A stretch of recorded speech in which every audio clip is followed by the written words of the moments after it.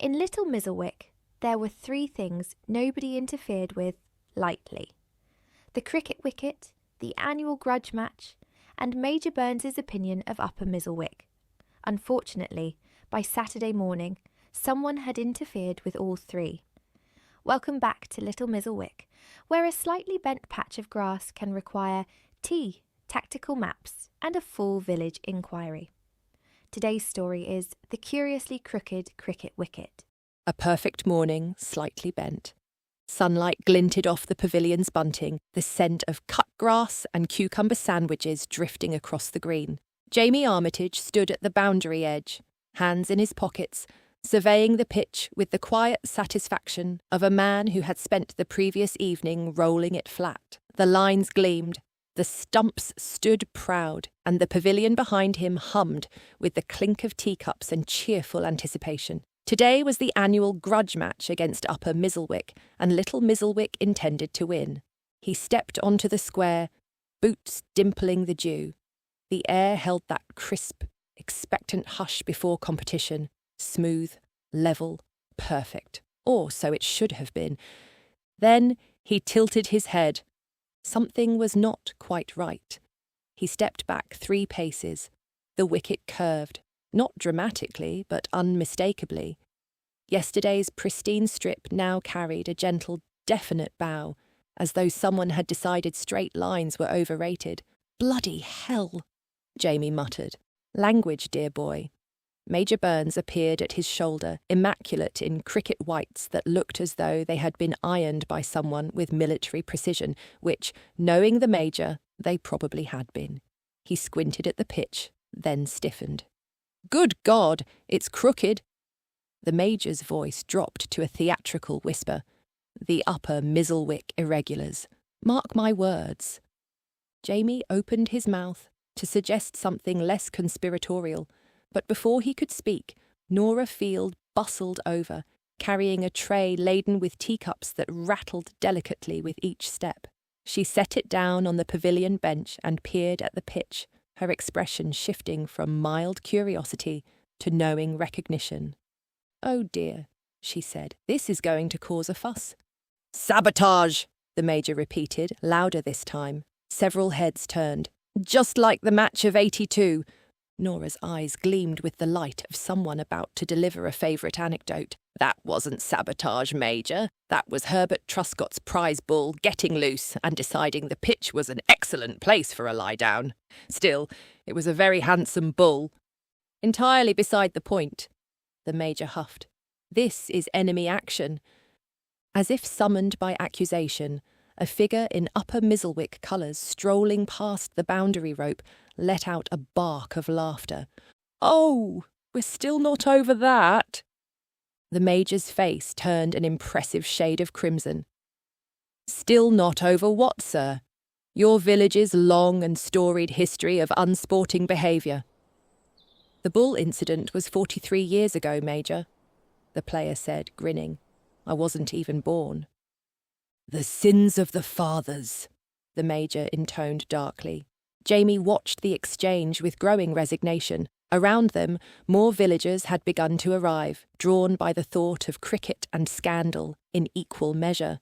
Sarah Logan appeared, clutching a clipboard and looking worried in the particular way she had when wildlife might be involved. Leo Turnbull materialised with his phone already recording. Ben Carter wandered over, squinting at the pitch with the detached interest of someone who had moved to the village recently, enough to find its dramas entertaining rather than exhausting. "What's happened?" Sarah asked. "Is it hedgehogs? Please tell me nobody's disturbed hedgehogs." "Sabotage," the Major declared, as though that explained everything. "It could be hedgehogs," Sarah insisted. "They were trying to get to Mrs. Patterson's garden once." "That was years ago, dear," Nora said patiently. "Hedgehogs have long memories." The gathering crowd began to exhibit the subtle energy of a village presented with a mystery. Theories multiplied. Someone suggested subsidence. Someone else blamed the council. Tom Armitage arrived with a roller in the back of his truck and announced he could fix it if someone would just lend him a spirit level and possibly a crane. Eleanor Vance emerged from the pavilion, teacup in hand, and assessed the scene with the calm detachment of a woman who could recognise chaos in its infancy. She walked to the wicket, knelt, and examined the turf with the same methodical care she had once applied to marking essays. "Interesting," she murmured. "Sabotage," the Major said for the fourth time. Eleanor glanced up at him. "Yes, Major, I heard you the first 3 occasions. However, before we declare war on Upper Mizzlewick, might I suggest we determine what actually happened?" "Enemy infiltrators," the Major said, undeterred. "Probably under cover of darkness. I should have posted sentries." "For a cricket pitch." "Eternal vigilance, Mrs. Vance. Eternal vigilance." Eleanor returned her attention to the ground. Jamie watched her fingers trace the edge of the disturbed earth, her expression thoughtful. He had seen that look before. It meant Eleanor was thinking, and when Eleanor was thinking, answers generally followed. The morning had begun with such promise. Now it filled with voices, speculation, and the faint but unmistakable current of gleeful outrage that comes from a village rivalry renewed. Across the green, the Upper Mizzlewick team had begun to assemble, clearly enjoying the spectacle. Their captain, a tall man with an air of barely suppressed amusement, caught Jamie's eye and raised an eyebrow. Jamie shrugged. What else could he do? "Right," the Major announced, having reached some internal conclusion. "I propose we form a committee of inquiry. Mrs. Vance, you'll head the investigation. Carter, you're on reconnaissance. Sarah, you'll liaise with local wildlife authorities. Turnbull, document everything." "I'm filming it anyway," Leo said cheerfully, phone still raised. "Excellent initiative. Young Armitage, you're on pitch repair. Thomas, you'll provide heavy machinery support." Tom Armitage looked at his son. Jamie looked back. Neither spoke, but a lifetime of shared glances conveyed their mutual assessment. The Major was on a roll, and there was no stopping him now. Nora handed round teacups with the serene efficiency of someone who had weathered many village crises and knew that tea was both the solution and the necessary delay. "I do think," she said mildly, "that before we get too carried away, someone should perhaps just look at what's actually been disturbed." "That's what I'm doing," Eleanor said, still examining the ground. She straightened, brushing soil from her knees. Whatever happened here, it wasn't subtle, and it certainly wasn't human. "Hedgehogs," Sarah said with quiet triumph. "Saboteurs disguised as hedgehogs," the Major countered. Classic misdirection. Eleanor's mouth twitched. That would be impressively committed sabotage, Major. The morning sun climbed higher. The crowd grew larger. Someone fetched more tea. The Upper Mizzlewick players settled themselves on the far boundary, clearly planning to enjoy the show. Jamie found himself caught between amusement and mild despair. The match was supposed to start in 3 hours. The pitch looked as though someone had taken a particularly enthusiastic approach to landscape gardening, and his village, rather than panicking or problem-solving, had instead embraced the drama with the enthusiasm of people who knew a good story when they saw one developing. "Perhaps," Jamie suggested, raising his voice slightly to be heard over the rising chatter, "we could focus on fixing it." "Can't fix it until we know what broke it," Ben said reasonably. "Might happen again." "It's not going to happen again." "How do you know?" Jamie did not have an answer for that. He looked at Eleanor, who had returned to her examination of the turf, making occasional notes in a small book she had produced from somewhere. She looked up, caught his gaze, and offered a small, reassuring smile. "We'll sort it out," she said, "though I suspect the solution will be less dramatic than the Major hopes and more prosaic than Sarah fears." "But will we sort it out before noon?" Jamie asked. Eleanor peered at the pitch, at the crowd, at the Major, who was now sketching what appeared to be a tactical map on the back of a scorecard. "That," she said, "remains to be seen." The bunting fluttered in the breeze. The cucumber sandwiches sat waiting in the pavilion. And in the centre of it all, the wicket remained stubbornly, unmistakably crooked. Little Mizzlewick's annual cricket match had begun, Jamie reflected. though not in any way the fixture list might have predicted. The theories multiply. Eleanor rose from her examination of the turf, brushing her hands together with an air of quiet finality. The assembled crowd leaned forward, expectant. "Well," the Major demanded, "what's the verdict? Enemy action?" "I'm afraid your sabotage theory has rather significant holes in it, Major." Eleanor's tone was gentle but firm. For one thing, the disturbance pattern is entirely wrong. Human saboteurs would have damaged the pitch more uniformly. This is concentrated, purposeful digging. Purposeful sabotage. Purposeful burrowing, Eleanor corrected, which suggests an animal. Sarah's face brightened with vindication. "I knew it. Hedgehogs. It's the great hedgehog highway all over again. They're trying to establish a route across the green, and we've put a cricket pitch directly in their path. We'll need to install proper crossing points, perhaps some signage." "Hedgehogs," Eleanor interrupted delicately, "are considerably smaller than this excavation would suggest. But they work together. Community tunnelling. It's in their nature." "Is it, though?" Ben asked, scrolling through something on his phone. "According to this wildlife site, hedgehogs are actually quite solitary." "Well, that's the internet for you," Sarah said, as though this settled the matter. "Full of generalisations. These are Little Mizzlewick hedgehogs. They're different." Nora and Leo had drifted to the edge of the disturbed area, conducting a conversation composed entirely of speculation and hand gestures.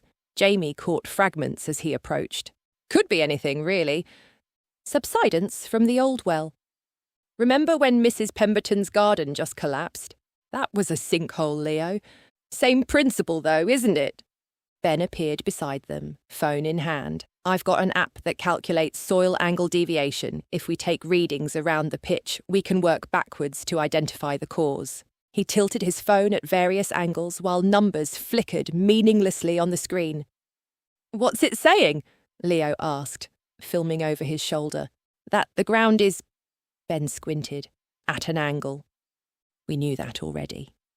"Yes, but now we know it scientifically." Eleanor knelt again, examining not the obvious mound of displaced earth, but the edges, where grass met soil. Her fingers traced something invisible to everyone else.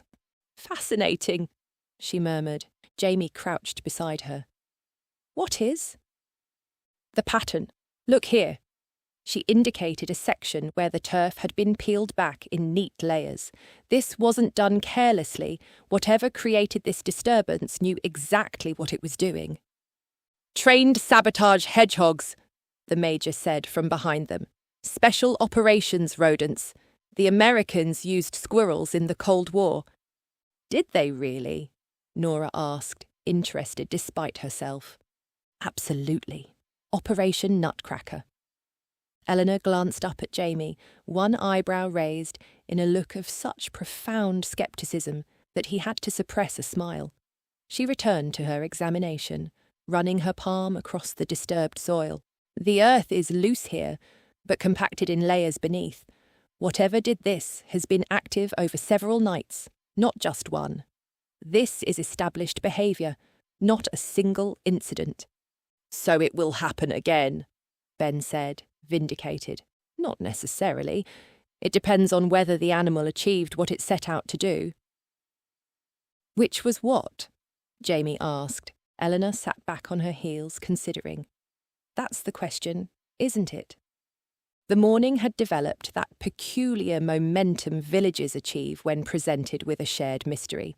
More people had arrived, drawn by Leo's social media posts and the reliable village network of "Have you heard?" The cricket match had transformed into something else entirely, part investigation, part social gathering, with the actual sport relegated to a theoretical future concern. Tom had unloaded his roller from the truck, though it sat unused whilst the debate continued. Pippa arrived from the bakery with a broom, though nobody was quite certain what she intended to do with it. Arthur Grimshaw appeared from the direction of the Shepherd's Crook, surveyed the gathering chaos with the weary recognition of a publican who knew he would be hearing about this for months, and then retreated to open up, leaving a brief impression of brown waistcoat and quiet disapproval behind him. Sarah had produced a printed diagram from her bag, depicting hedgehog migration patterns with arrows and annotations. She attempted to explain it to anyone who would listen, which was primarily Nora,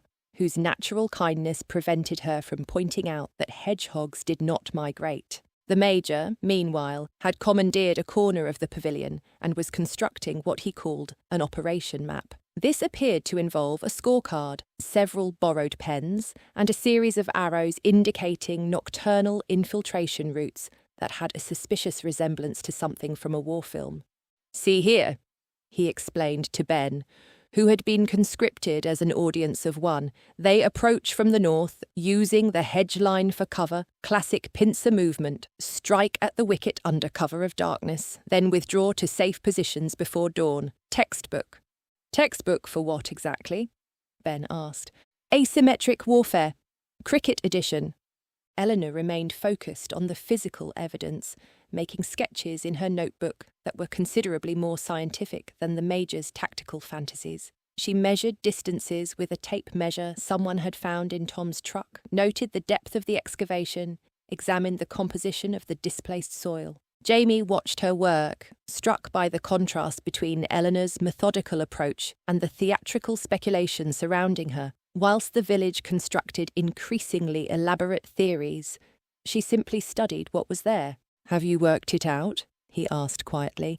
"I have a hypothesis," Eleanor replied, "but I'd prefer to confirm it before causing either disappointment or alarm."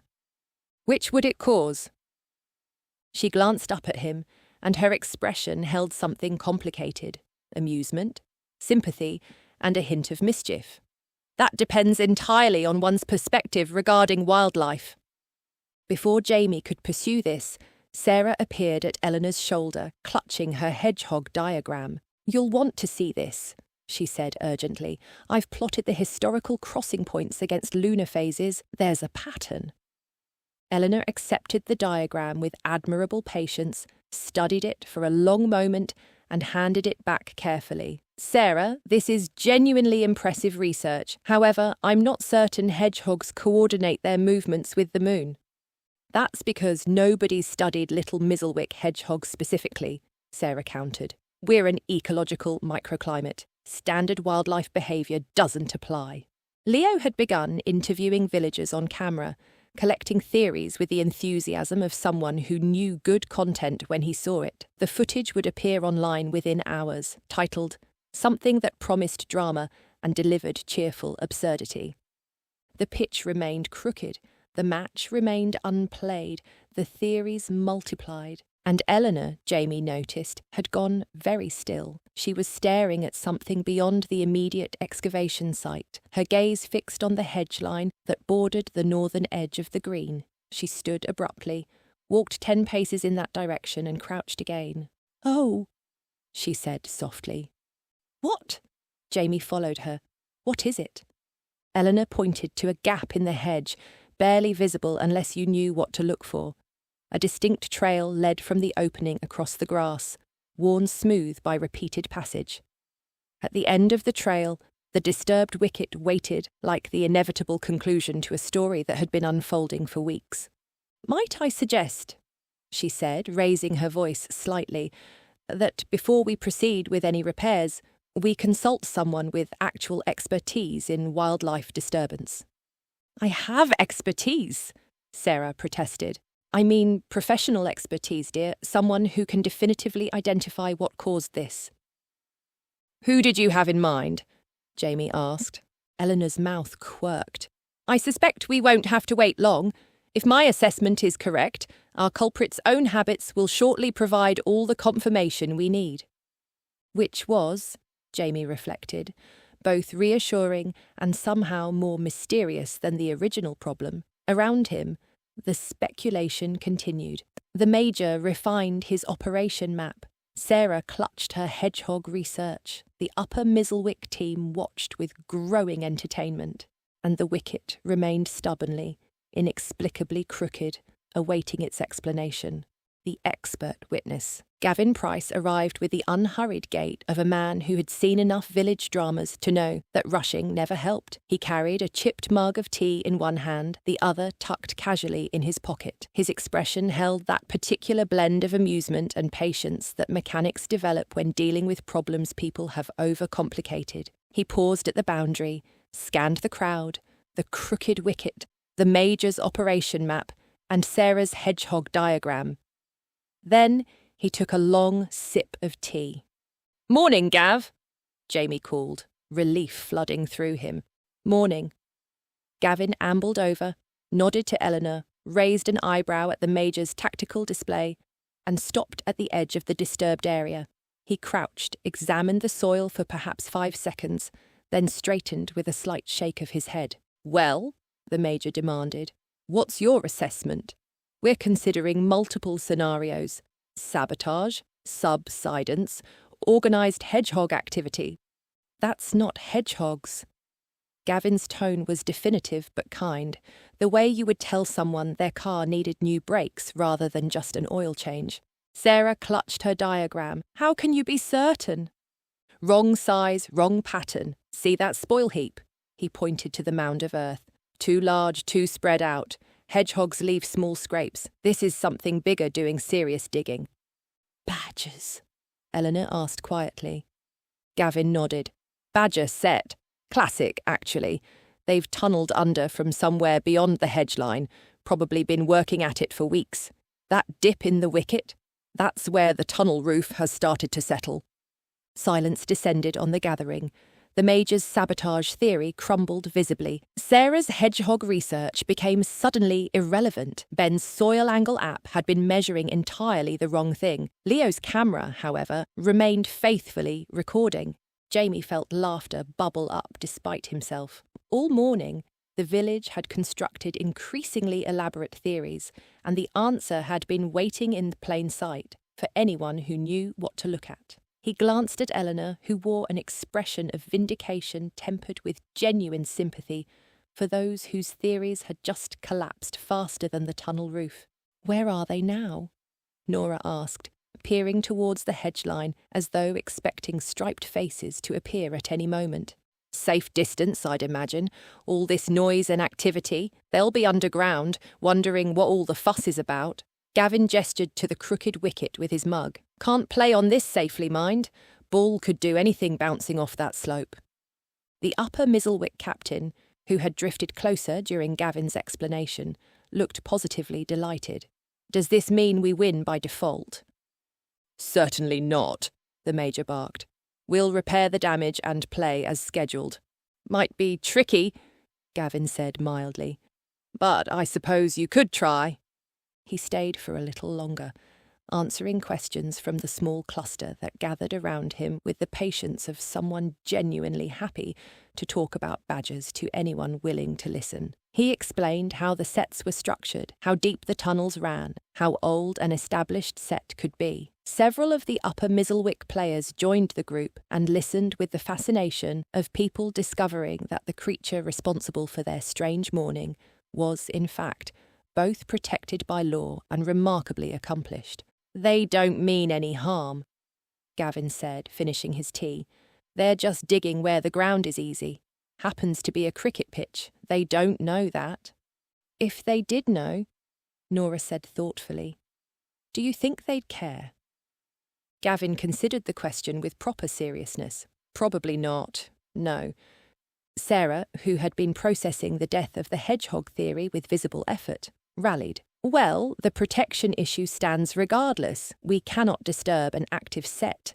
That's law." "The protection applies to the set," the Major said, straightening slightly. "Not necessarily to the surface.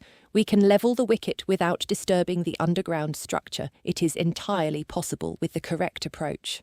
Gavin looked at him with the expression of a man who had said his piece and was no longer responsible for what followed. "Good luck to you," he said pleasantly, and drained his mug, which was, Jamie reflected, both a verdict and a warning. Around him, the village absorbed the truth of their situation, outwitted by badgers, defeated by biology, and facing the prospect of explaining to Upper Mizzlewick that Little Mizzlewick's greatest sporting tradition had been undermined by wildlife with impeccable timing and surprisingly good engineering instincts.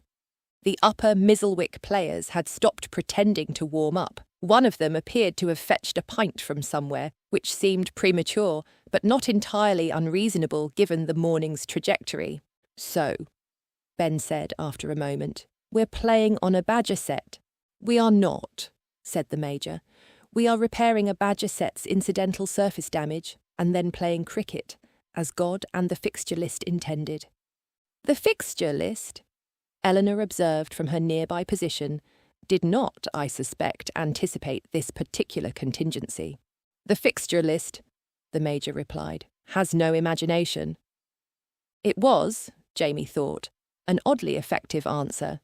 He looked at the wicket again, at the spoil heap, at the trail from the hedge. He thought about the badgers underground right now, utterly unbothered by the 20-odd people standing on their roof debating their future. "Right then," he said, "let's try to fix it." Operation Level Pitch. What followed was pandemonium dressed in the costume of a plan. Tom climbed onto his tractor to manoeuvre the roller into position only to discover that the engine, which had worked perfectly that morning, now refused to start. It coughed, spluttered, and died with a sound of genuine personal affront. "Fuel pump," Gavin diagnosed from the boundary, where he had sensibly remained. "Needs cleaning." "Can you fix it?" "Could do. Take about 40 minutes. "We don't have 40 minutes, the Major barked. "Technically," called the Upper Mizzlewick player with the pint, "the match starts in an hour, whether you have a roller or not." The Major glared. "Most helpful." Ben crouched beside the wicket, tilting his phone at the gradient. "If we map the slope, we can calculate the soil needed to level it." "Then what?" Tom asked. "Fill it in." "From where?" No one answered. Pippa appeared with her broom and swept soil with determined futility. The Major, unwilling to let a tractor malfunction derail the entire operation, reached a rapid conclusion. "We'll do it manually. Form ranks." "Ranks of what?" Nora asked. "Repair teams. First rank soil, second compaction, third finishing." "It's a cricket pitch," Jamie said. "Same principle. Now, who's with me?" Several villagers stepped forward. Others, with the wisdom of prior experience, drifted quietly backward. Leo filmed. The Major assigned tasks with brisk authority, and Jamie found himself holding a spade beside half a dozen volunteers, all staring at the crooked wicket with varying degrees of optimism. "Right," the Major announced. "Engage." "It's not an enemy, Major," Eleanor called from the pavilion steps, where she had stationed herself at a prudent distance. "It's geography."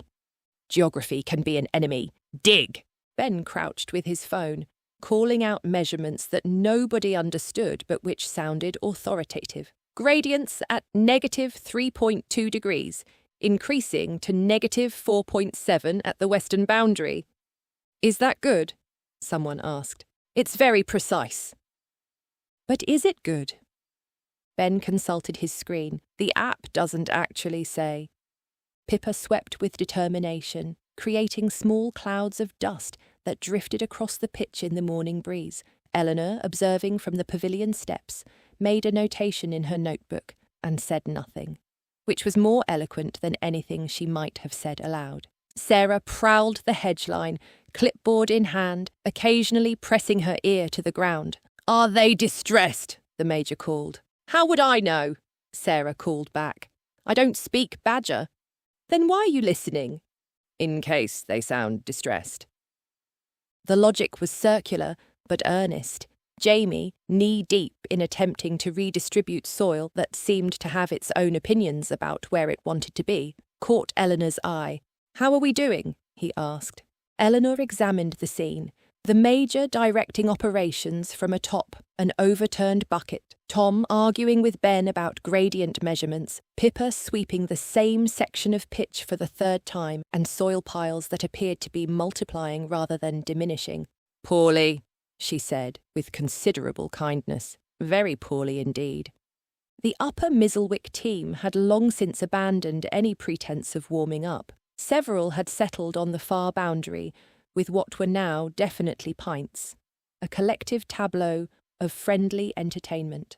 Their captain watched with his arms folded and a smile he was making no effort to suppress. 30 minutes passed in a blur of digging, debating, and dust. The wicket, rather than levelling, now sported a depression on one side and a raised section on the other, giving it the appearance of a particularly ambitious geography lesson. "We're making it worse," Jamie said eventually. "Nonsense," the Major panted, red-faced from shouting instructions and shifting buckets of soil that immediately returned to their original positions. "We simply need better compaction. Everyone, jump on the soft bits." "Jump," Tom repeated. "Compress the soil through kinetic energy."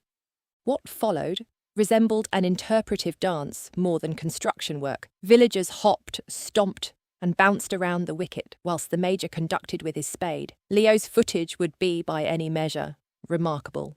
The soil compacted slightly, then immediately loosened again. The gradient remained resolutely uncooperative. Ben's app declared readings that suggested the pitch was now sloping in 3 directions simultaneously, which seemed physically unlikely but spiritually accurate. Eventually, everyone simply stopped. Exhaustion settled over the repair crew like the dust coating them all. Jamie stood at the edge of what was now definitively a worse wicket than the one they had started with, and said nothing. The pitch sloped north to south. It also sloped east to west. In one section near the stumps, it appeared to slope upward and downward simultaneously, achieving a geometric impossibility through sheer collective effort. "Well," Nora said, appearing with fresh tea, "that's certainly different." "It's a disaster," Jamie said. "It's character," the Major countered, though his voice lacked its earlier conviction. Eleanor descended from the pavilion, notebook tucked under her arm. She walked the length of the wicket, paused, turned back, and looked at it for a long moment. "I believe," she said carefully, "that we have achieved something quite unique. A cricket pitch that defies conventional physics." "Can we play on it?" Jamie asked. "That depends entirely on your definition of play." Tom sat down heavily on his dormant tractor. Ben's phone had given up providing measurements and now displayed an error message with what felt like moral judgment. Pippa leaned on her broom, surveying the fruits of their labour with the expression of someone who had done her best and knew it was not enough. The Major removed his cap, wiped his forehead and studied the pitch with the dawning recognition that military strategy had met an opponent it could not overcome. Village enthusiasm combined with inadequate equipment. "Perhaps," he said slowly, "we could play anyway." Everyone turned to look at him. "It's crooked," Jamie said. "It's very crooked," Eleanor agreed. "It's magnificently crooked," the Major countered. "Historic even. When else has Little Mizzlewick played on a pitch that slopes in multiple directions? This could be legendary." The Upper Mizzlewick captain had overheard. He straightened, looked at his team, and then back at the pitch. "Are you seriously suggesting we play on that?" Jamie glanced at the wicket, at his exhausted, dusty fellow villagers, at the visiting team who had come expecting a proper match and found instead a morning of wildlife drama and failed engineering, at Eleanor, who raised one eyebrow in a gesture that said clearly, "Your decision." "Yes," Jamie heard himself say. "Why not?" A cheer went up from both sides, equal parts disbelief and relief. The crooked wicket match. The Upper Mizzlewick captain crossed the boundary and extended his hand. "Ian Dawson," he said, "and you're either very brave or completely mad." Jamie Armitage. Probably both. They shook on it, and the morning's energy shifted. The frustration of the failed repairs gave way to something different, The particular lightness that comes when a sensible plan is formally abandoned in favour of a ridiculous one and everyone is in agreement about it. Right then, Ian called to his team. Apparently, we're playing cricket on a ski slope. Who's batting first? The coin toss happened on the one relatively flat section near the boundary.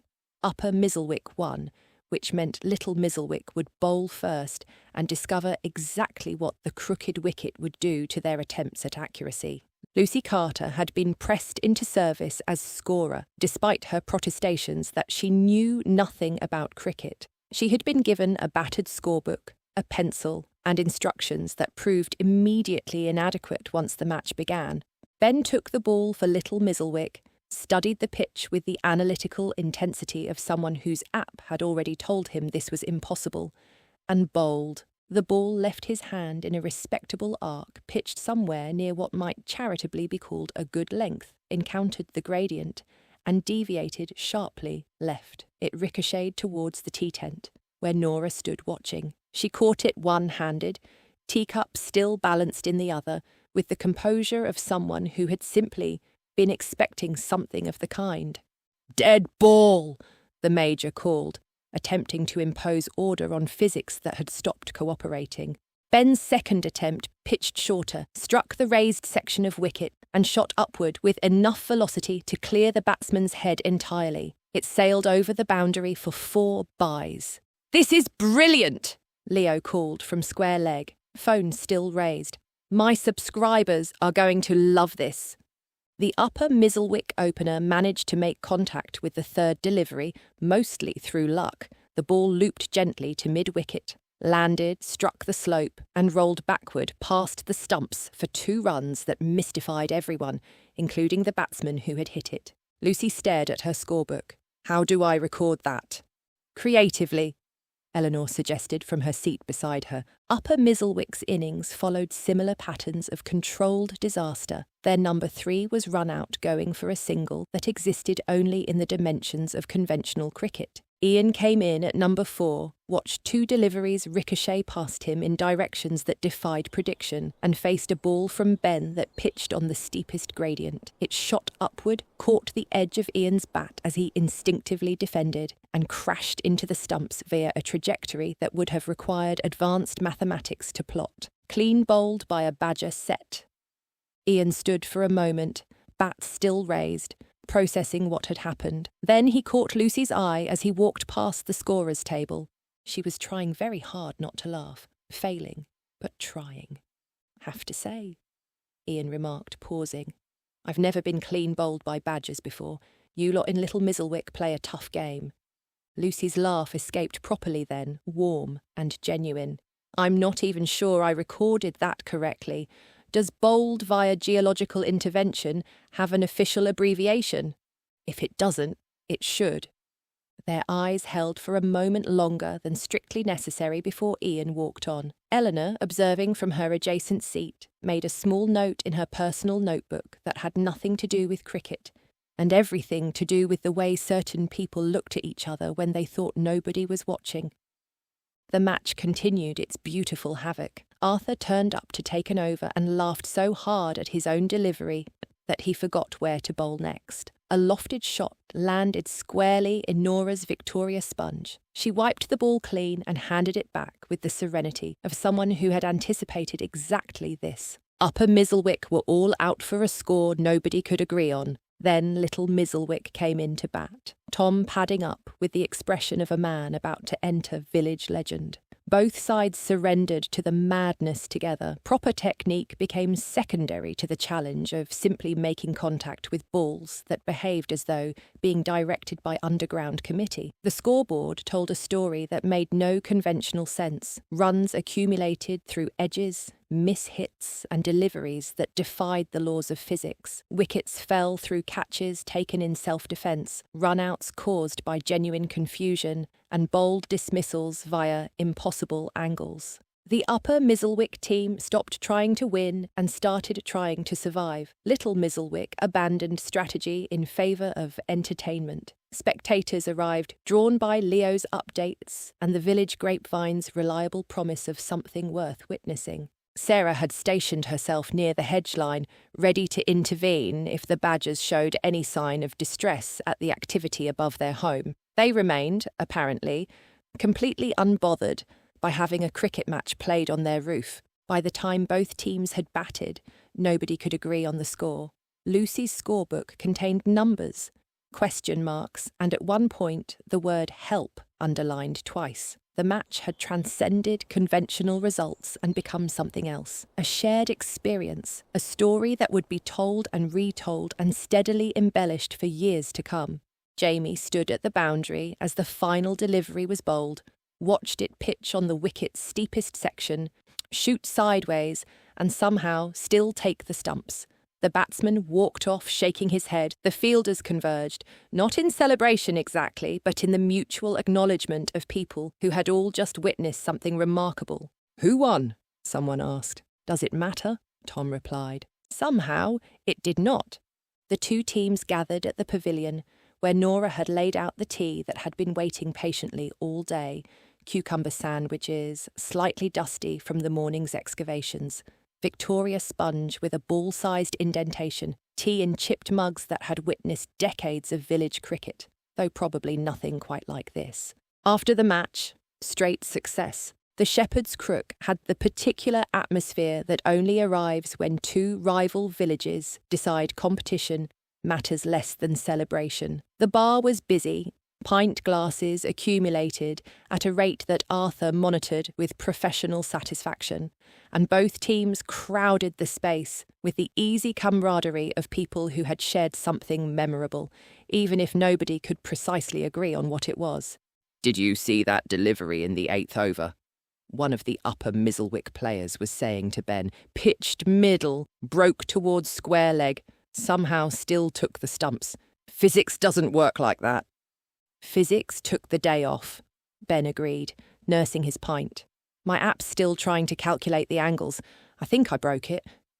At the bar, the Major held court with a growing audience, describing the match in terms that made it sound like a military campaign against impossible odds. His account had grown considerably in scope since the afternoon and showed no signs of stabilising.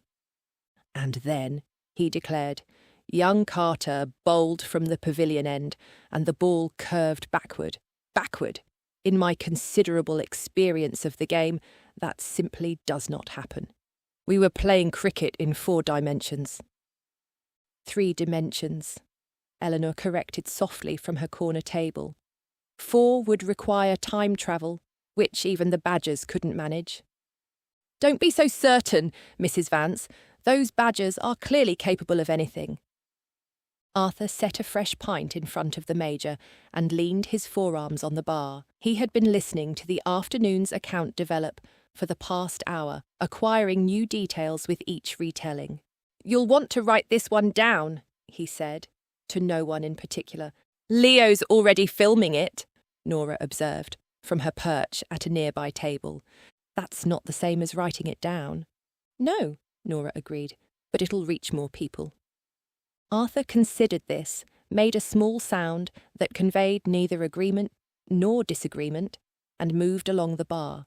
Leo had commandeered a corner and was showing his footage to anyone who would watch. The video had been edited and uploaded during the tea interval, titled "Little Mizzlewick's Greatest Sporting Disaster" in letters that promised drama and delivered something more difficult to name. The view count was climbing with a momentum that surprised even Leo.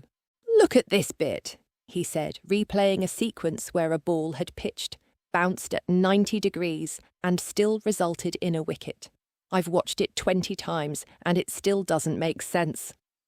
Tom had found a quiet corner with Jamie and Pippa, all 3 nursing drinks, and the pleasant exhaustion that comes from physical effort, combined with extended laughter. Tom's batting had featured several moments that were already solidifying into myth: a defensive shot that went for 6, a pull that resulted in him being stumped, and one delivery he had simply watched pass by because neither he nor anyone else could predict where it was going.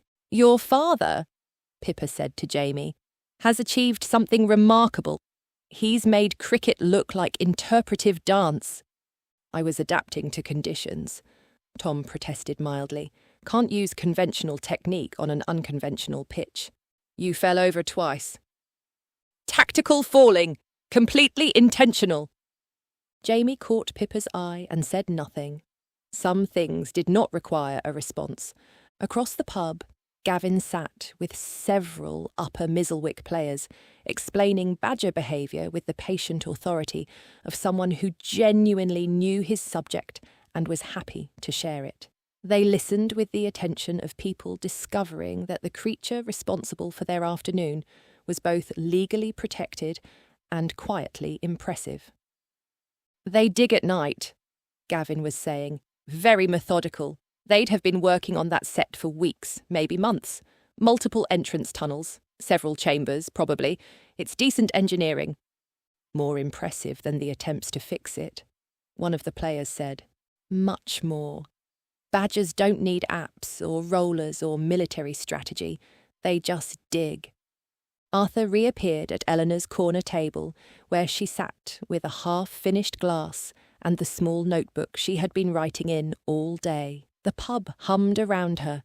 She looked at it with the quiet satisfaction of someone whose hypothesis had proved correct in more directions than one. You're looking pleased, Arthur observed.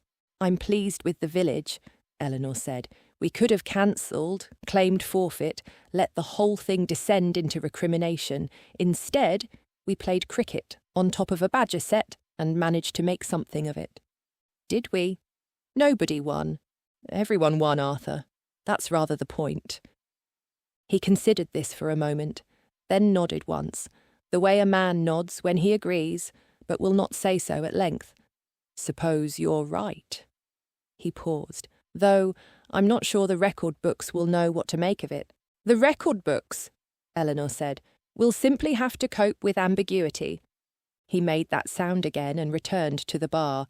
At a table near the window, Ian had found Lucy again. She had abandoned the scorebook as a document of record, but kept it as a souvenir, tucked safely in her bag alongside a pencil stub and several question marks that would never be fully explained. Look at this page, she said, showing it to him.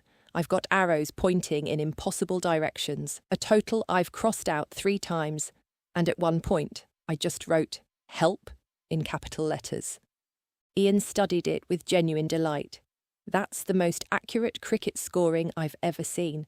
Completely captures the spirit of the afternoon. The spirit of confusion. The spirit of accepting that sometimes the ball does whatever it wants and you just have to record your best guess and move on. He set the scorebook down on the table between them.